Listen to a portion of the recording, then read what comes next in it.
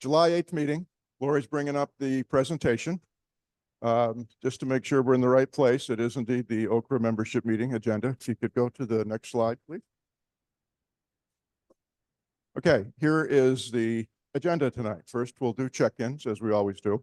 I'll wander around the room, give everybody the opportunity to say their name and call sign or whatever. We don't want a 20-minute dissertation about what you've been doing for the last 6 months. I'll make a few opening comments, very few. And we've got 2 programs tonight. First one I think you'll find very interesting for those of you that participated in Field Day, and there were a lot this year. Dave has put together the Field Day results that he's mailed in so we can see how we did. And then the second one, I think you'll also find very interesting. Mike is here tonight to talk to us about Air Force Mars, Military Amateur Radio Service. And I remember that when I was like 14 or 15 and just got my license, and I haven't really heard much about it until most recently when Mike said, hey, how about a program about Mars? So, okay, it's still here. So we'll find out about that. Depending where we are, we always will try to do an open discussion. If not, that's fine. And then we'll do some opening comments. So let me start over here at this side of the room, and we'll let everybody introduce themselves. Brad, WZ4BSS, Hillsboro.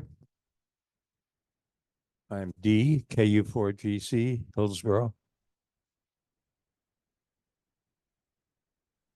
Karen, KG4YJZ, Eflin. Dave, W4SAR, Effland. Mike, KN4ZHP, Chatham County. KR4UB, Dan, Southwest Orange County. Bob, W4FK, Hillsboro. John, N4SGW, Chatham County. Derek, KF5CYN, Hillsboro. Chip, KF4WBK, Chapel Hill. John, KM4MDR, Eflin. Paul, N2XF, Butner. Pat, KO4QLU, Durham. Randy, KF40, Hillsboro.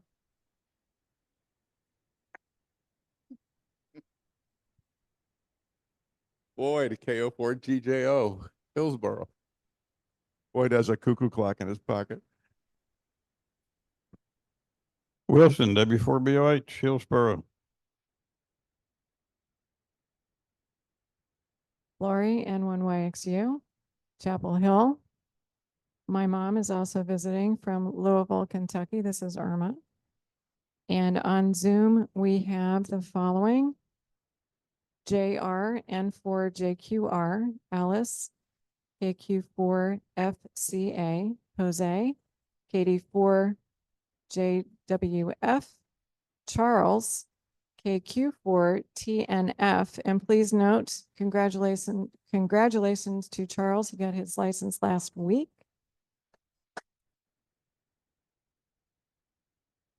We also have Fred, KN4QBZ, Eric, KQ4RRN, and another congratulations, new as of a couple months ago. So congratulations to you, Eric.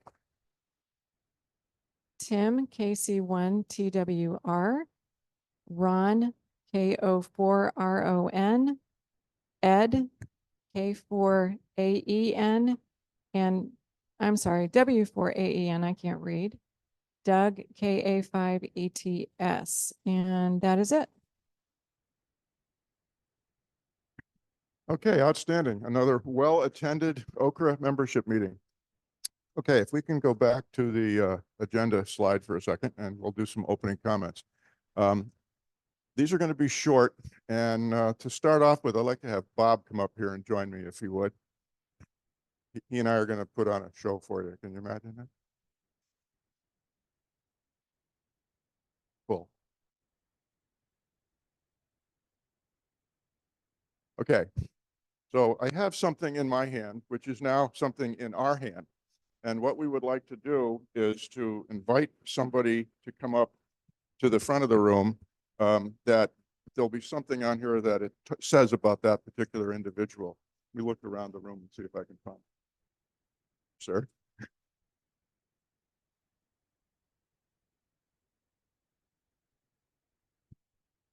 Yes, you did. That's why you're getting this. So here we have a certificate for John, and this is from Orange County Radio Amateurs and Durham FM Association. Recognize the contributions of John Boone, KM4 MDR, for his continued support of the annual OCRA DFMA ARL Field Day event. His support includes providing Friday lunch, managing the Friday night potluck dinner, donating tables, chairs, providing various drinks, setting up, tearing down, cooking Sunday breakfast, and more. And I'm sure if we went around this room and asked everybody to add something to that and more list, we'd probably get a whole bunch more of input. But John, let me shake your hand, sir. This is not the first year, obviously, you've done that, but if we really wanted to make sure. You are very welcome, and thank you very much. And I know everybody that attended Field Day appreciated everything you did. Okay, with that, we can go. That was my opening comments, pretty short. With that, I would like to have Dave come up and we can talk about Field Day results.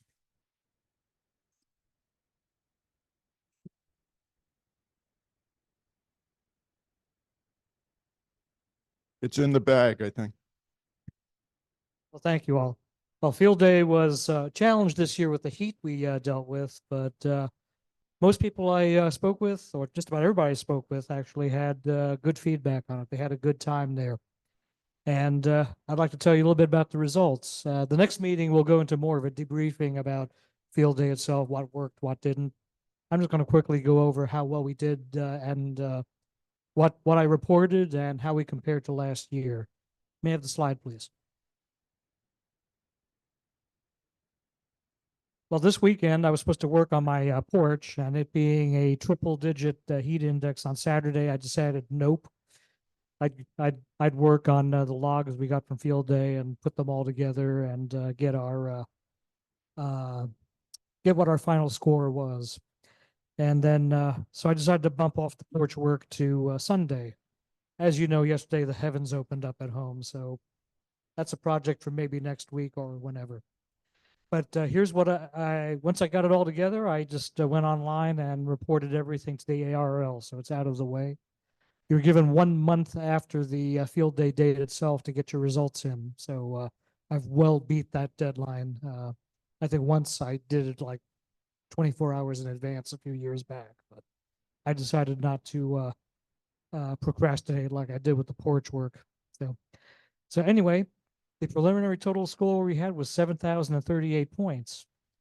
And I was hoping, and I mentioned earlier this year, that my hope for field day was that we would do better than we did last year. And we did by an excellent margin. Last year's total was 5,028 points. We beat it by more than 2,000 points overall. So good work, everyone. And the big chunk of it was CW. They had 1,017 QSOs. Digi was 290. Phone was 695, so it was 3,309 QSO points, keeping in mind that phone is 1 point every CW and digital contact is 2 points. And since we kept our output power at 100 watts or less, we get a 2 times multiplier on all those points. So that came out to 6,618 QSO points. And then listed below are what bonuses we actually achieved. We don't get as many as back when we were running an alpha configuration, a club configuration on emergency power. We were 5 Delta, which is a home station on commercial power. So a few of those bonuses that would have been otherwise available, we couldn't use. So we tried to get what we could. I did copy the 1AW field day message on Friday night via PSK 31. So that was 100 points right there. D had the educational activity going on. That garnered us another 100 points. We had 1 youth operator. So we could have had up to 5 youth operators to get us another 100 points. We only managed to get 1 in there that was documented. But we'll take it, 20 points. Pardon? There we go. All right. Right. If it was immature operators, I would have counted as well. So there we go. Social media, we actually do have a field day page for OCRA and DFMA. I put a few little notices on it about field day, so that got us our 100 points there. Site responsibilities. Now, they had a safety checklist when we were at Alpha Station. That was a full 100 points. This year, they came up with a site responsibilities checklist for 50 points. Bill, with Joe's assistance, went through that checklist for us on the site, and that gave us another 50 points. They're looking for things like, grounding of equipment, marking trick hazards, making sure everything is safe and orderly and all that. So thanks for their work on that. And then the final other 50 points was doing the web submission, which everybody gets because they pretty much tell you they'd really rather have you do it that way. Maybe there might be a few Luddites who still mail it in, but it's easy. They give you a nice template that you could just put everything into and you get 50 points out of it. And that was 420 points total for the bonuses.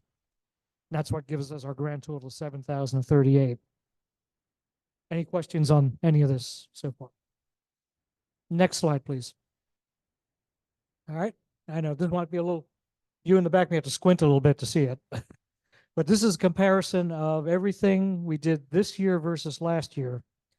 So I will print this out and get it onto the files section of the OCRA DFMA reflector. So if people want to look at it, print it out, look at it more closely, you can do that. Essentially, a few things we did better. The big difference was CW last year. If you go all the way to the right two columns, that's the band totals for each of the frequencies, essentially, frequency bands. If you look at 40 meters, well, actually, let me take that back. Let me go down the other way. If you go to the bottom, this is by mode what we accomplished. We had only 404 QSOs on CW last year. This year we had more than 1,017. So that was the big improvement right there. So that moved up. I think it helped we had more operators this year, so they were able to move on it. Yes, sir.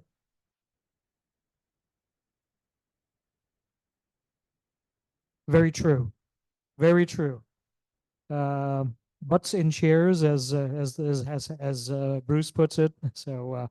So we had that. We had more personnel on this year to keep that station going. That made a huge huge difference. Because remember, it's 2 points for each CW contact, but 2 points for the multipliers. So each of those QSOs was 4 points. That's what helped push us up. Digital, we took a little bit of a hit this year. We had 50 less. I was having trouble at my station with RF getting in from the sideband station next to me. So I'm doing some work next year with shielding, grounding. Instead of using the Vox circuit, I'm going to set it up for PTT and do some other work to make sure I have no RF getting into my rig, which was the problem I was having, that cut down my number of QSOs with that. Sideband, 40 sideband was the really big one. That brought in the most contacts. And if you look at sideband contacts for this year, again, we had almost 50% more. We had 695 last year, 901 this year. So I'm sorry, I'm reading it backwards, aren't I? We actually had less on sideband this year. And in particular, we had some trouble with 15 meters. If you look at sideband last year, we had 62 contacts. We had less than half of that this year. On digital, I had no contacts on 15, so that was a challenge this year. So I'll leave this. I'll put this back up on the reflector later on. So if people want to look at the statistics, see how we turned out. We still managed to get 2,000 points more than last year, so that's fantastic with all the challenges we had with propagation. So again, let's try to do it again next year. Let's see if we can do even better next year. That's what we did all these years when we were working with QRP. Was let's try to do better each year than last year. We worked our way up to number 2 nationally just by doing that. I'm not going to say we're going to get that far with this setup here, but we can get more and more competitive and have more fun with it. Just raise the bar for ourselves. Anybody have any questions? We had, I think, at least two I'm aware of, put down our club affiliation. So I'll verify that, but I know at least one contacted me and I think there was one other. But for those who want to know what that is, you can declare a club affiliation, even if you're not operating at the field day site. And they'll put in parentheses the aggregate score for the field day site and any of the other stations that declared an affiliation. So it doesn't make any official ranking for you, but gives you some bragging rights if you have enough people doing it, moves you up in the standings. Any other questions? Yes, sir.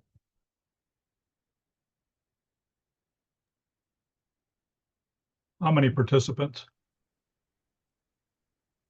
Stand by. Um,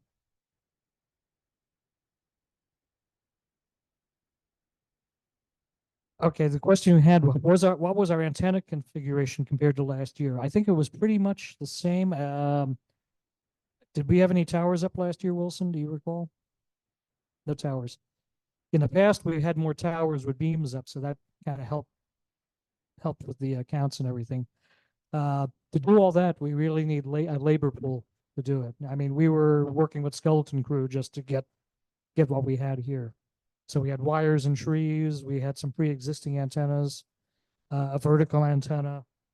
That was about it. We need a good ground crew to put up any kind of tower safely and get beams up. Something we have to think about next year, but we can't plan on it if we don't have the manpower to do it, essentially. So, yeah, I understand. You brought up a good point though, and that's what we have there. I'd say overall was a huge success. Everybody had a great time. Certainly the food logistics was fantastic. So yeah. And we have a debt of gratitude to Wilson for all the prep work he did, letting us play around his house and on his property and moving cables and wires around from his own home station so we could use it for the field day operation. And we appreciate him very much doing that. And by the way, Wilson said one of the things he really liked that I managed to bring around. We had a lot of snacks in the garage. His hands work on that kind of thing. He really enjoyed the Virginia peanuts I bought out, and he asked, "Can you go get me some of those?" And I says, "Well, whenever I pass by the peanut patch in Franklin, Virginia, which is where I get it, I'll get a can for you. I won't be there for a couple of other weeks, but I still had a couple of cans left over from the last time I was there. So here you go, Wilson. A big can of Virginia peanuts for him, and our thanks. My pleasure. Anybody else have any questions?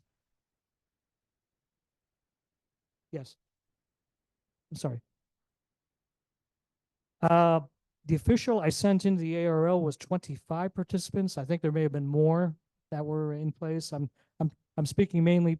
I'm thinking of mainly people who came in and operated, as well as those who helped with setup. Very true. There always is.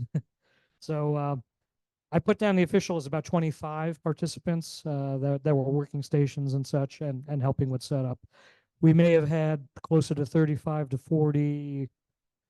I'm trying to think on setup day how many we had overall out there. We had 20 for lunch.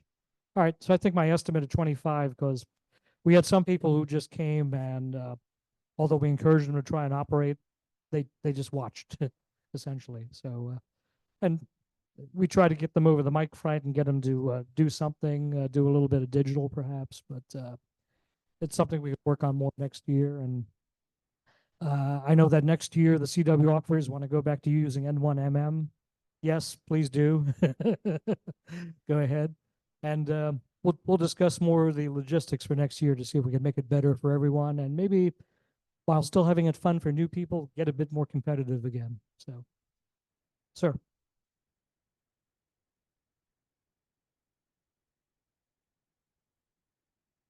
As I mentioned, they just, when the ARL publishes the rankings in the QST, you'll see a little bracket behind the score for each one that's a particular club, essentially. So the original field day site as well as any of the home stations that declared an affiliation. That little thing in brackets will be there. And that's the aggregate of all those scores. So the field day site as well as all the home stations that declared an affiliation. Again, it's just bragging rights. It's not an official ranking, essentially. No, sir. No, no. Well, thank you all, and the mic back to Bruce. Thanks, Dave. Thank you very much. And again, thank everybody that came out Friday and was there still there Saturday and Sunday, and especially to the overnight operators. Okay, next up. Next slide, please. Okay. Next is Mike, KN4ZHB, and he's going to talk to us about Air Force Mars. Here you go, sir.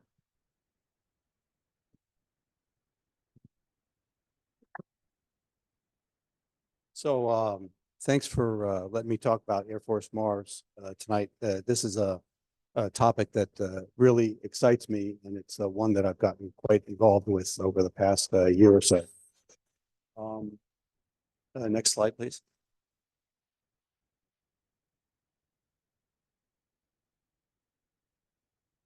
So the presentation that you see tonight is the official slides that are used for any presentation for Mars, and I'll talk through the slides, but then certainly I'll talk some additional information outside that.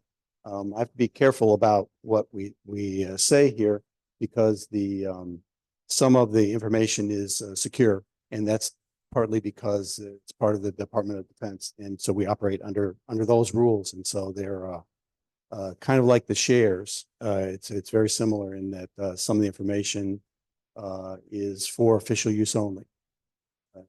Next slide.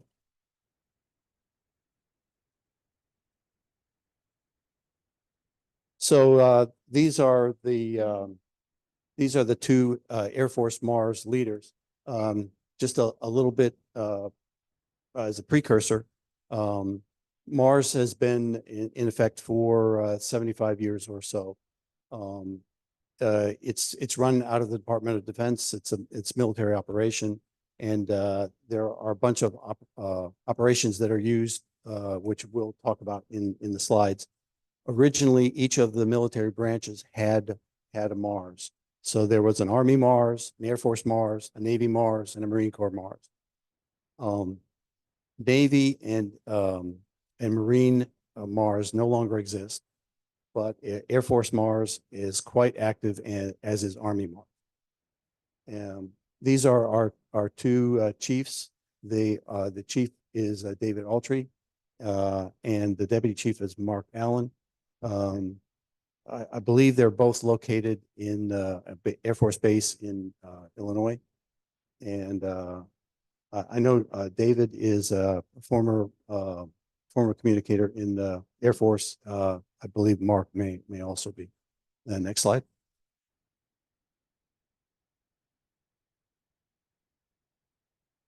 So because it's a military operation, to be in Mars, you don't have to be former military.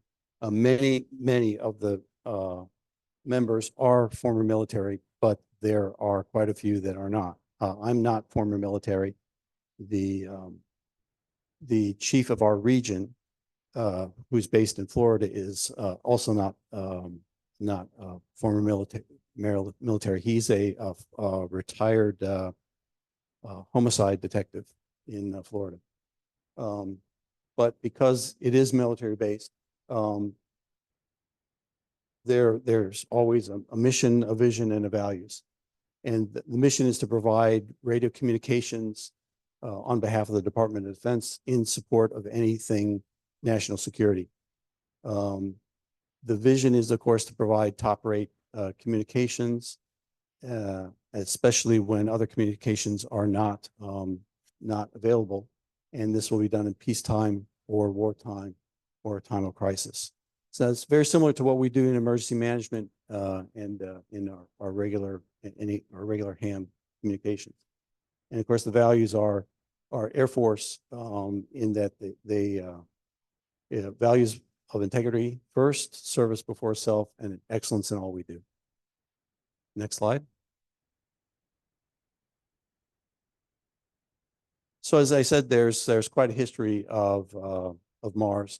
One of the main things that happened in the past is that Mars stations would be used overseas to provide radio communications prior to the internet and when communications were so easy, to provide phone link communications for service members that were deployed back to their families. My group commander is a former Air Force pilot, but his father was a sergeant who was stationed in Vietnam, and he would get regular Mars communications from his father all the time. And you can see we've had some famous people. This is Barry Goldwater, who was a Air Force Mars operator. Next slide. This is just another picture of some of the history with Mars. It's quite tied in with defense and communications, and this is an old magazine cover with that. Next slide.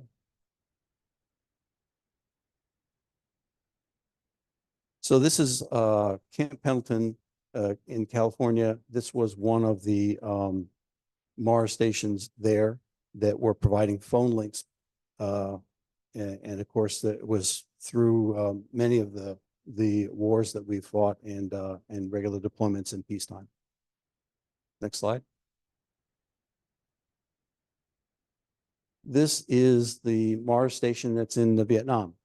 This was in '67, and this would provide those calls for service members back to their families back in the States. Next slide.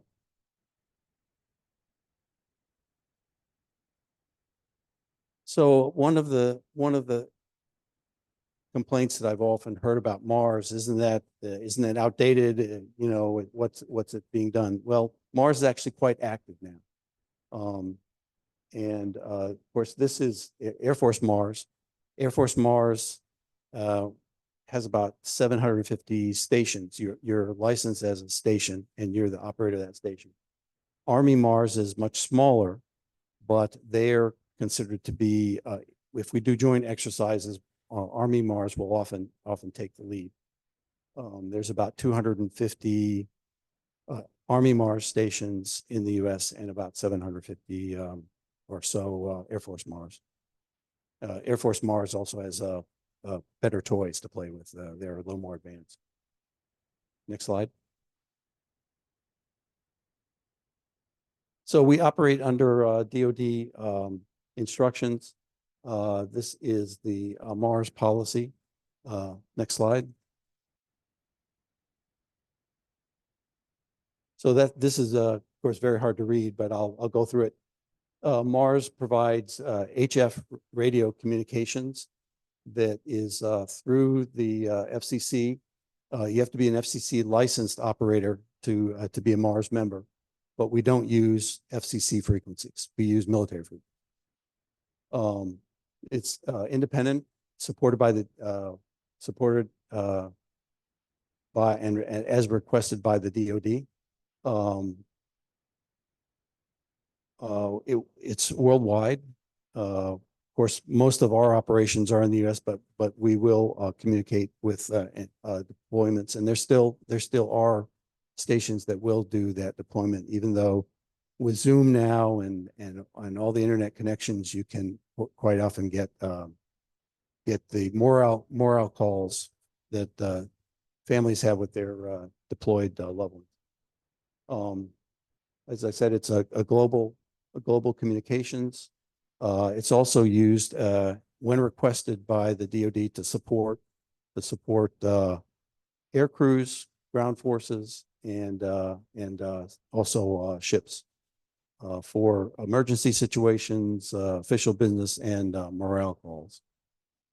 The primary interface in the U.S. is radio amateurs. So even those former military operators, they all have their ham license. To be part of Mars, you have to have a ham license. Was there a question? Okay. Support. It's done under the DoD regs, and it's all done in under the military, so it's done under the accordance with the Joint Chief of Staffs. Next slide. So Mars operates also in collaboration with a lot of other agencies.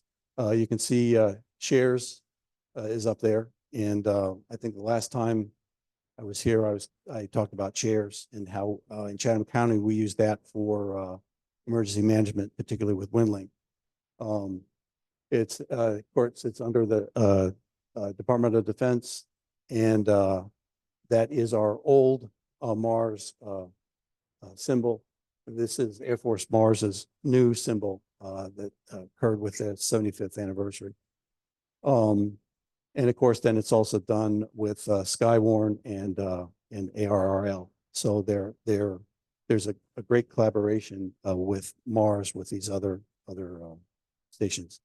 And if you've ever been on a shares call, they have a monthly call. You'll often see many Mars members as part of that Zoom call. Bruce?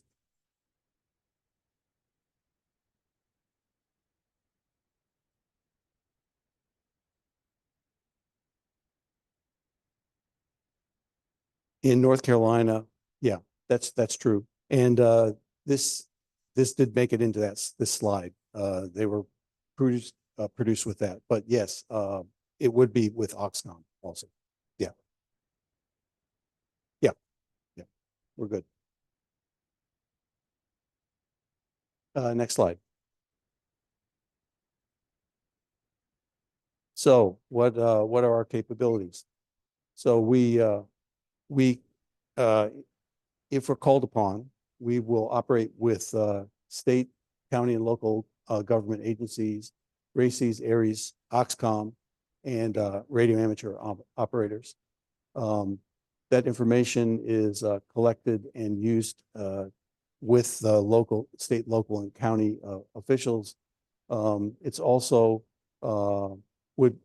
if asked, we would also work with the federal officials and shares and even the military. And of course, as I mentioned before, in the past was quite a bit of our activity was HF phone patches, particularly those morale calls. That is still being done. It's a lot less frequent now, but that is still being done. Next slide. So we primarily use HF. There are some VHF that is being used in Mars, but it's primarily HF. As I mentioned before, it's military frequencies. Those are basically the same frequencies that Share uses, but it's certainly the same bands, but they're non-FCC frequencies. Therefore, to operate, you need to have a Mars modified radio, and that's where that comes from. It takes away the band restrictions that are non-FCC frequencies. The modes that we operate on, digital is the M110A. That is a military encrypted digital operation. We also use a single sideband. Military and Mars uses upper sideband primarily, even though most of their frequencies are in what might be in the lower sideband region of FCC, but we're limited to upper sideband. And other approved modes. So FLDigi is used, that kind of thing. One thing that is interesting is on our nets, and I'll talk about our nets a little bit later, but the nets that we have, and there are 2 per day in our region, and they are mixed mode nets. So they're voice and digital. And there's a particular procedure that you would have, but you would give your voice message, and then you might have a digital traffic. And so you would send that using the M110A. And it's quite a procedure to set that up, but once it's set up and working, it works great. Next slide.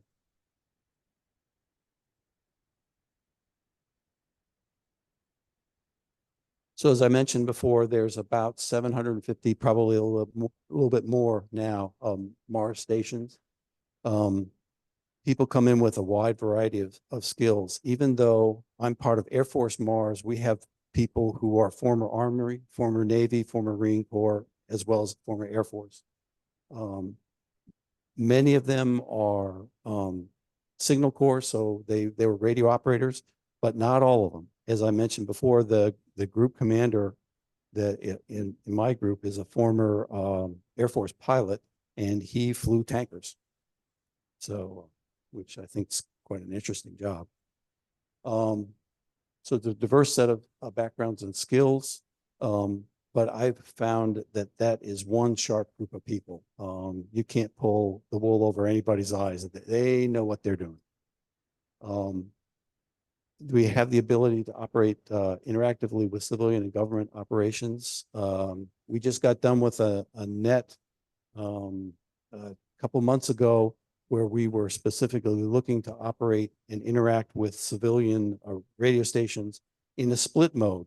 So they would transmit on the military procedure. Of course, most hams don't have a Mars modified radio, but you can receive that. So you would listen on that and transmit on a ham frequency, which they would listen on.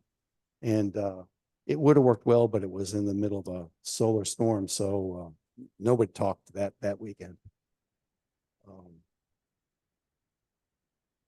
So normally to get a Mars modified radio, you can order a brand new one and request that they Mars modify it, or you can take and modify it yourself. Of course, if you cut off the wrong diodes, you're going to make a brick or a boat anchor. But normally that's how you do it. My IC 7300 is Mars modified, and I bought it and had them modify it when I bought it. And you need that same Mars modification to operate that radio as a share station. And we're located geographically across the whole U.S. Next slide.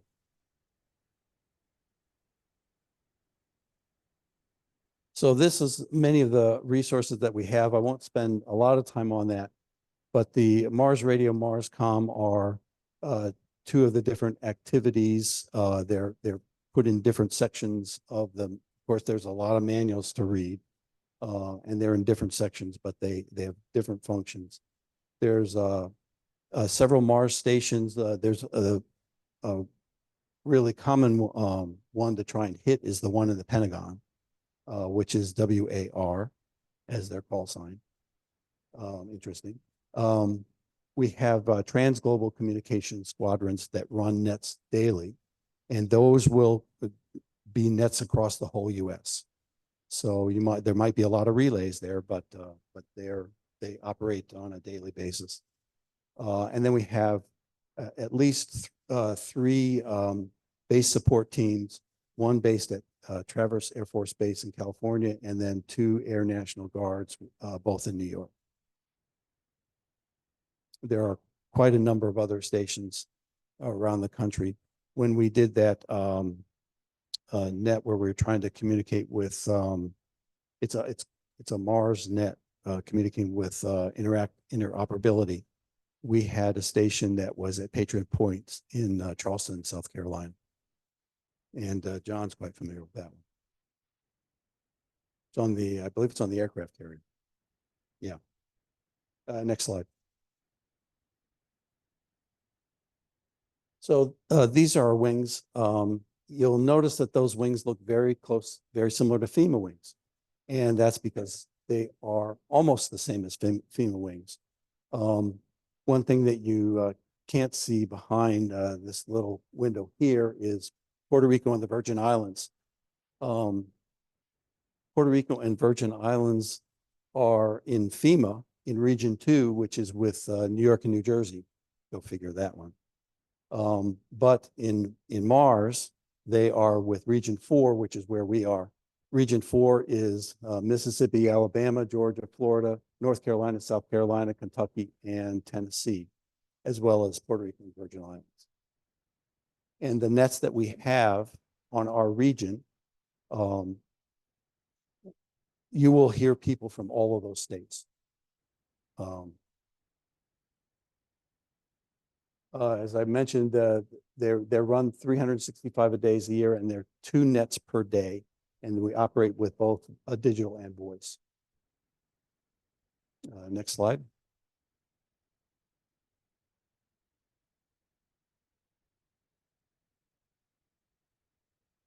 So the Mars radio, that was the first on that list of capabilities. That's in large part the phone link, the radio telephone service. It provides contact with aircraft as well as other things, but of course with Air Force, it's more focused towards aircraft. And it's operated 24/7, 365. There are about 200 patches a month, and about 60% of them are official business. Next slide. Yep.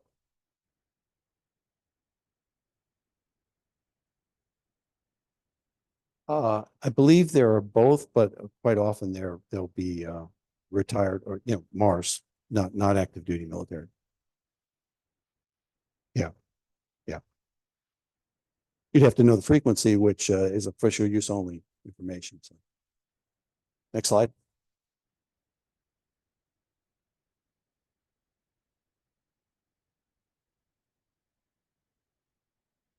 So this is another one of the resources.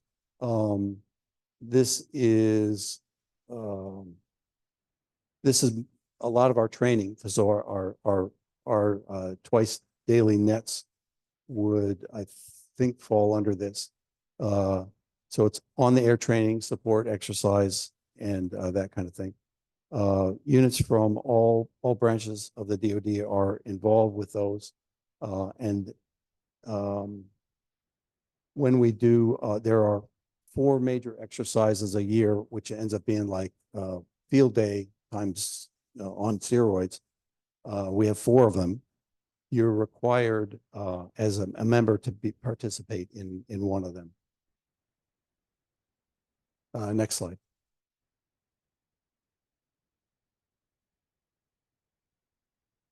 This is the Pentagon station. It's not a very good picture. It's quite a bit bigger than that, but it's I think that is staffed by both active duty military and volunteers, Mars operators.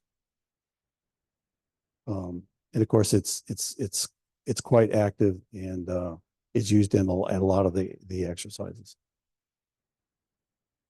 It does operate under multiple call signs, one of which is WAR, WAR. Next slide. So here are 2 other squadrons. The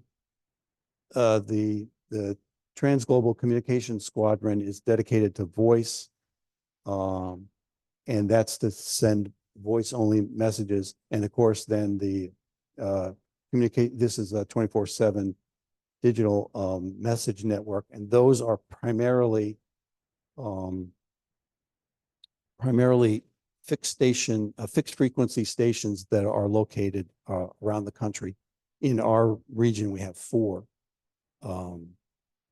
We have 4 fixed stations, and then we have 2 ALE stations, automatic link establishment stations, and those are operated so that any traffic that you need to send, you can send to that station. And it's a little bit like shares in an RMS, where you send a station and then someone would go to pick it up.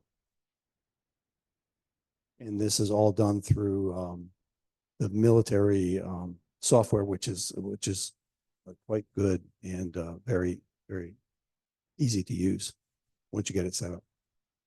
Next slide.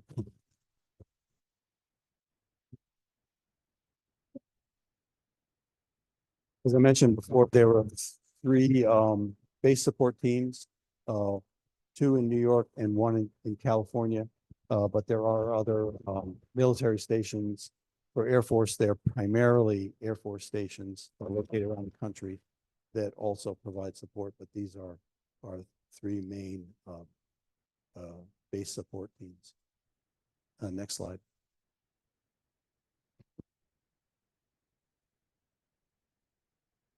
So this is a recruiting slide. So obviously, we're always looking for more members. And if you have the interest in doing that and want to talk more about that, I'd be happy to talk with you and send your information on up and see if that's a good fit for you. Next slide.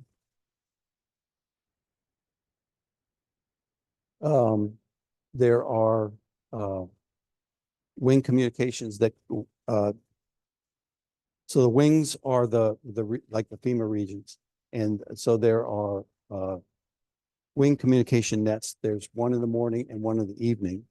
The first one of the day is the evening because we operate on Zulu time. So our first net is about at 8 o'clock, and that's depending on whether you have daylight savings time, it's the next day. So that's the first net of the day. And then there's one in the morning.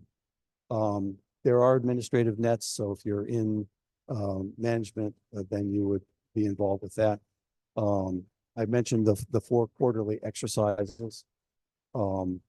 There are also several joint service Mars exercises where Army and Air Force Mars operate on the same exercises, and those are challenging exercises. If you think some of the exercises that you might see for training in emergency management in some of the local counties are challenging, these are more so. And it's like anything else that you train in the military or emergency management.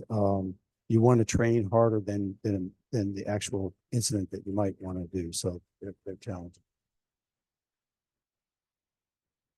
For example, a recent one was for our wing, which is Wing 4.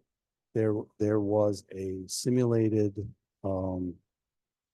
traffic outage on one of the side roads between Camp Lejeune and Fayetteville, and you had to figure out where it was and then report back to with digital traffic back to identify where the outage was when they thought it would be cleared, that kind of thing. Well, you could do that, or you could make some phone calls for somebody you knew the area. I mean, it's up to you how you do it. It's yeah.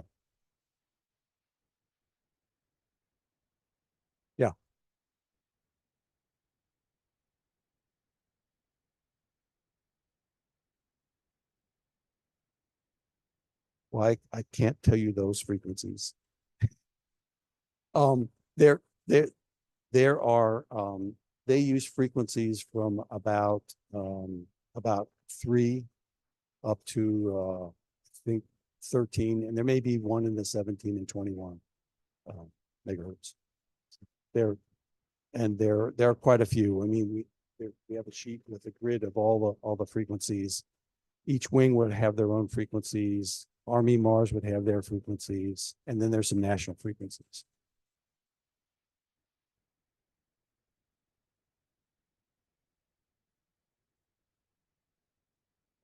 So the question was, what are the frequencies? Next slide.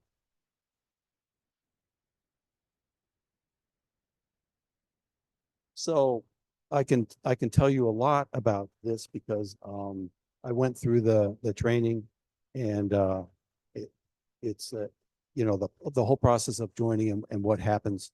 For me, it was a really great process because it uses a very similar structure to shares. So the nets have a lot of pro words. It's a very specific procedure that are used in the nets. The process to join is you express an interest and you'll do a phone interview. I did interviews with 2 individuals, one with the head of our fourth wing, the homicide detective in Florida, as well as, our group commander. Our group commander handles both, groups are usually states. So there'll be a group commander for each state. North Carolina has a fewer members. So North Carolina and South Carolina are combined so that our group commander is actually located in South Carolina. You identified that you have a Mars modified radio, or you can modify it. And you're explained all of the requirements, for which you have to have a HEM license, you have to have you have to have the time, and you have to have Mars modified radio. There's a 6 month training period that you have to complete your training in 6 months. Many people find that challenging. I didn't, only because so much of it is similar to shares. I was able to go through it in about 2 months, and part of that time I had COVID, so I could have done it sooner than. The training is both self-study, so there's a lot of material to read, and then operate certain tasks, as well as guided. If you get stuck with something, there's a training officer that will help you. And I can tell you the trainers are fantastic. They are really, really good, both in training and in knowledge. At the end, there's a written exam, but it's open book. And then the competency demonstration is that you have to be net control and alternative net control. So every net in our wing will have a net control and one or more alternative net controls. And unlike the net controls that we do in Chatham County, the alternative net controls are busy. They're busy doing things all the time. So it's a process, and it's quite good. But I've learned a tremendous amount by being. Next slide.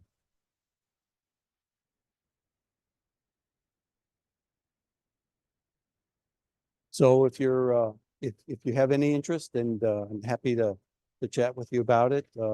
That's certainly a number you can call, but I'm happy to take and forward any names of people that are interested in participating, or just want to find out more about it, and happy to do that.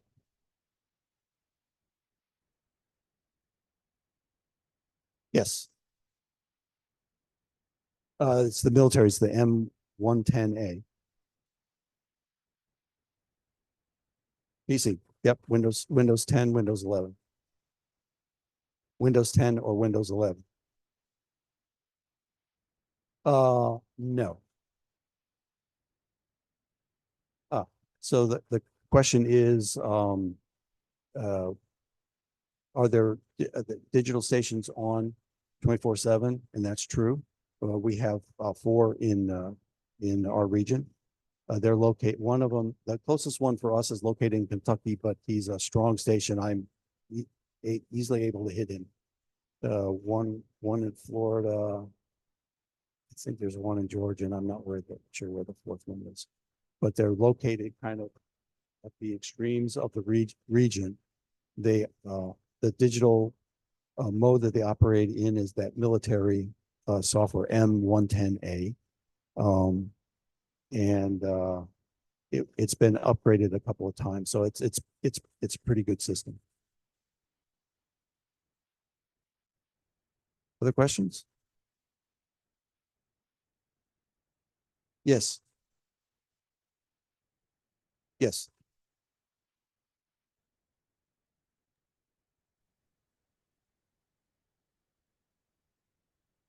So you're required to spend 12 hours a quarter plus one of the quarterly exercises. Each net lasts an hour.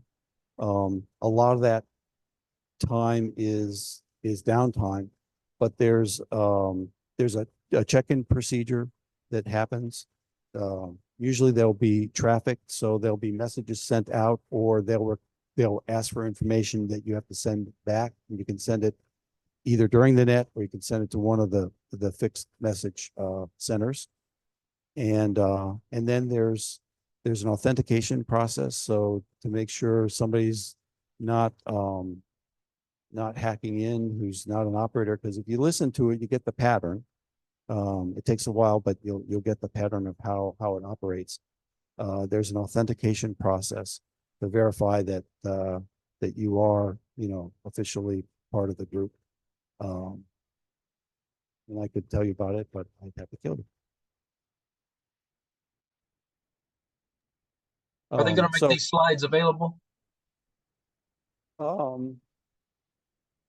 I'll have to check on it. I think, so the question was, are these slides available? These slides are available for public use. I'll check and make sure that that is okay to make them available. It should be, but just want to be sure.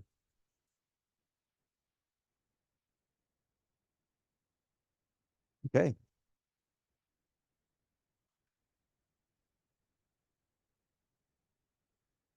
Thanks, Mike.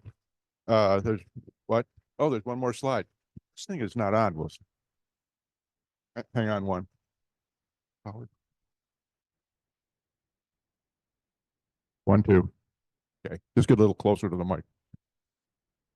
So the final slide, basic qualifications, you have to be a U.S. citizen or have a green card, have to be 18,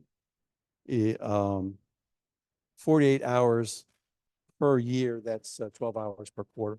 That's where that comes from. If you're digital capable with FLDigi or WinLink, you can handle the military operation. So that's where that comes in. Windows 10 or 11 computer.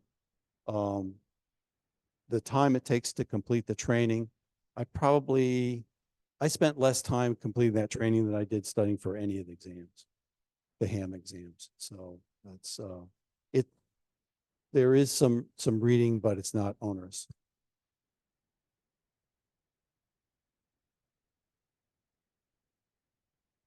So the first one is that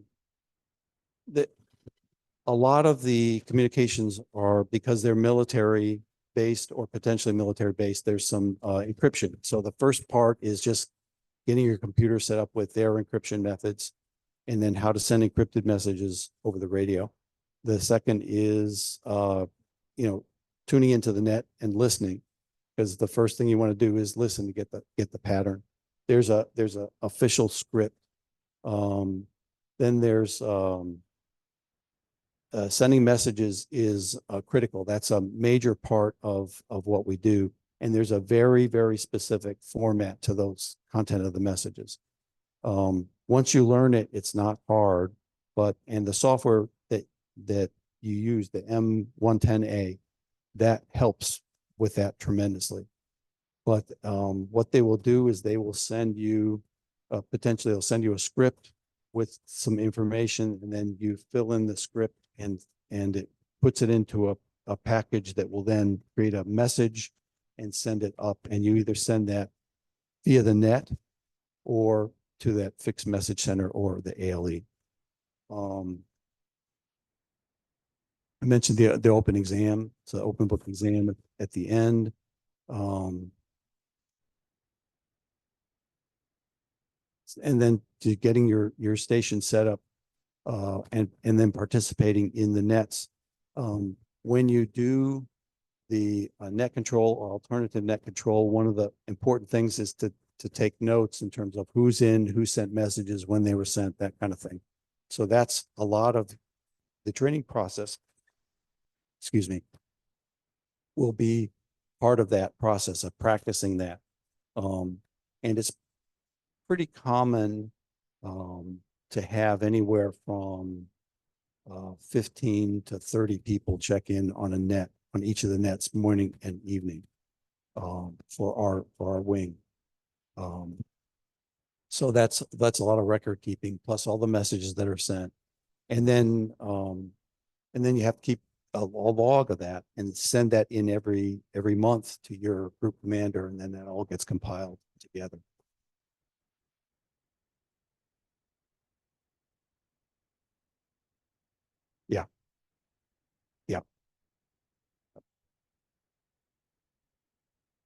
It's not specified, so I presume that it could be a technician. I think most of the people are either general or extra. Certainly, if you were a technician and were involved, you would be under more scrutiny to make sure that you could handle the HF part of it. But there isn't anything that can't be handled by a technician, although I think you'd be encouraged to go for a general. But it's just getting things working. It challenges your hand skills, and it's another practice. So that's one of the things that I like about it, as well as the fact that it's good training for emergency management too. Just, one of my big interests.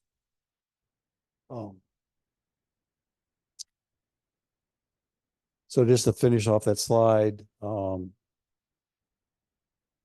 there's a component that you get to get information off the web that's a military site. So you have to have internet access, complete the application process, have a valid FCC radio license.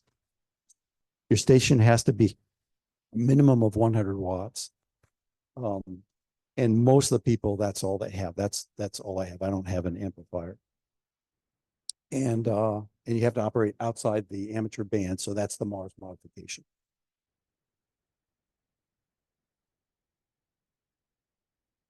Let's try one more slide. I think that's it. Yep, that's it. Thank you. Thanks, Mike.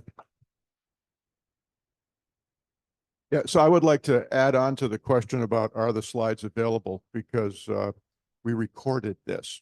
So before we post this on our YouTube channel, if you could get back to it. Okay, so the answer was Mike has checked with the group commander, and he's okay with posting what we just recorded on our YouTube channel. So it will force all of you folks now to go out when Lori gets the video done and we send it out to everybody with the URL. Now you can go get all the information and all the links and phone numbers, and can't get the frequencies though, because Mike would have to kill you. Okay, thanks, Mike. Appreciate it. Yeah, We another won't question? be able to see those frequencies and the phone numbers and so on unless we get the link to the presentations themselves, because the slides were never in the camera's view. The slides were never in the camera view? Yeah, the camera's viewing a wall, not the projector. Okay, well, that's interesting, because you should have been able to see the slides on Zoom. So something was screwed up here with our presentation. Anyway, it might be just me. Sorry. I think it might be you, Ron, because I've been able to see them all fine. Yeah, all were present and being seen. I know by me, JR.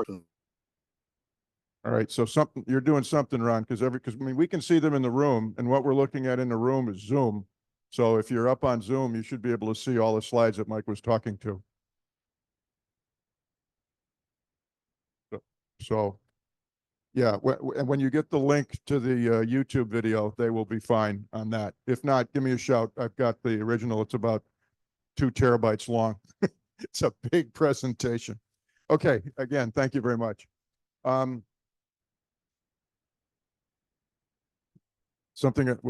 Yeah, let's not get into Zoom troubleshooting right now. But anyway, it works for almost everybody. Okay, next up on the agenda is an open discussion. We usually have opportunity for any officers' reports. Any of the officers in the room have any comments they'd like to make, or any of the officers that are on Zoom? Anything to share with the group? We need some contact cleaner. I do, if no one else is getting ready to speak. Go ahead. Okay, I just wanted to let folks know that on the 20th or 21st, I forget which one is Saturday, the third Saturday of this month, there is a ham pie in-person meetup. If you want details on where to go, send an email to the Reflector or to me personally, and I'll make sure you get included on the list.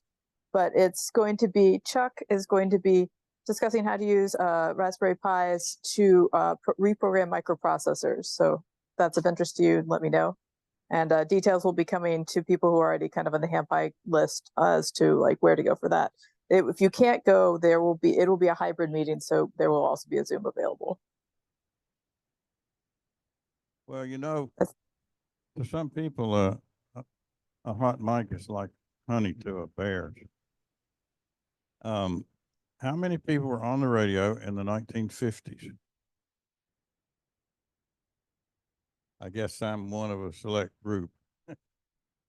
In the 50s, the world was awash in surplus World War II equipment of all kinds.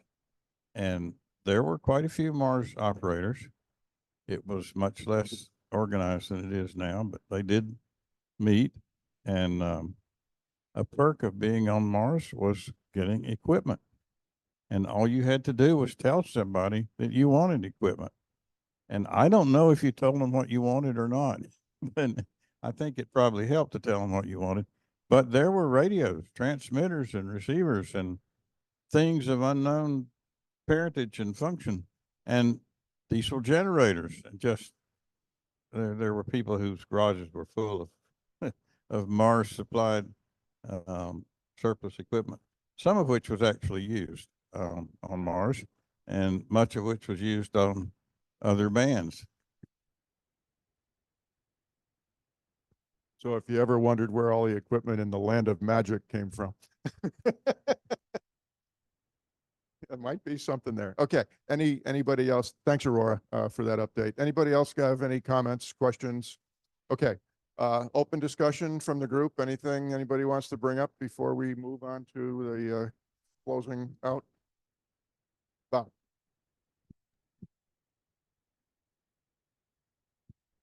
Well, everybody's here. I'd like to invite everybody to the DFMA radio meeting. It's the 16th instead of the, usually it's before this meeting, but July they take a vacation, so they're closed for a couple of weeks. So Bullock's Barbecue in Durham. Show up around 6 if you want to eat, and meeting starts around 7. We're not real tight about schedules, but you get the idea. 16th. Excellent. Thanks, Bob. Next month, the meeting will be August. Wait a minute. Or I think there's a question on Zoom. Oh, okay. The next meeting, I believe, will be August 10th, 12th. I was close. Will be August 12th. The main program will be put on by Aurora, and we'll be discussing the outreach program. She has volunteered to chair that for the group. So we're going to be hearing about the outreach program, and depending upon how long that is, we also may hear some more from Dave for field day. Lori and I will not be here. We're going to be out of town for that. So Boyd has volunteered to run the August meeting. He's the VP, so he gets that opportunity. So I'm going to be gone the rest of the year. No, I'm just kidding. Not a bad idea though. Anyway, so August 10th should be a good, or August 12th rather, should be a good time. And I think that's it, unless we've got any questions from anybody. Yes, we do. Derek.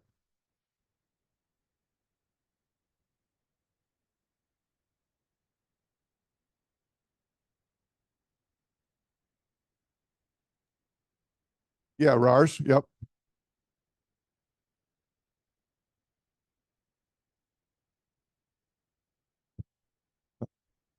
Yeah.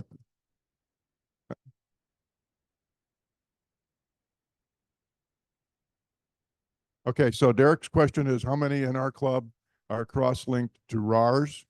And yeah, everybody in here that's a RARS member, put your hand up. Okay. Oh, wow. Okay, I didn't think we were have any hands up. Okay, so so we have 3 members in the room that are RARS. Anybody on Wilson? 4? You're a RARS? Oh, you are, because you put stuff on the site too to sell.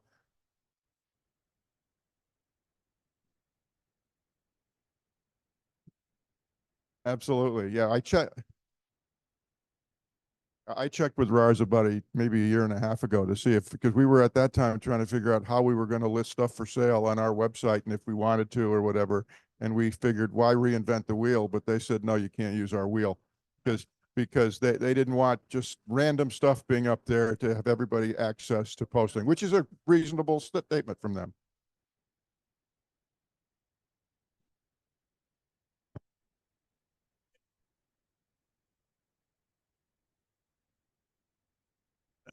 No, you have to be at least an associate member, and it's cheaper than dirt. I think associate is $12 or $18.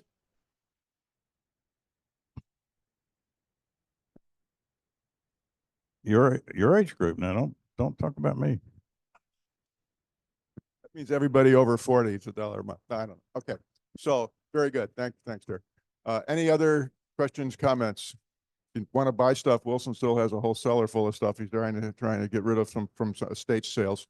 I do have a Mars question, actually. You said you bought your radio modified. And I'll bring the microphone over to you as soon as I get the question asked. In the old days, because I mean, I've been aware of Mars since I got licensed when I was 13, so I spent a couple of weeks.